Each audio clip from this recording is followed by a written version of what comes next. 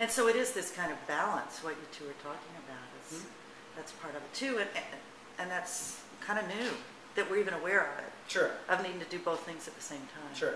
I think the need to change a lot of things at once is pretty apparent. I think the nation's, just by electing a black president, I don't think he's black, but he's half black, or partly of color, by the nation electing a black man was powerful enough of a message that everything needs reform across the board. Everything. A change, it politically, it was a political word, but it was such a powerful message that even went across racial, went across, racist, the sexual orientation background. I mean, it just permeated everything. And for one word to do that, and I think the guy ran a flawless campaign. Did change really affect me as a person? No, because I knew who Barack Obama was because I grew up in Illinois. So I told my family at a Christmas dinner.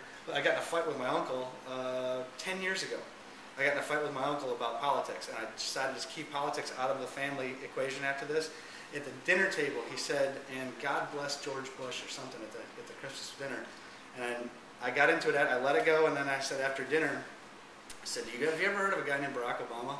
None of my family had ever heard of him.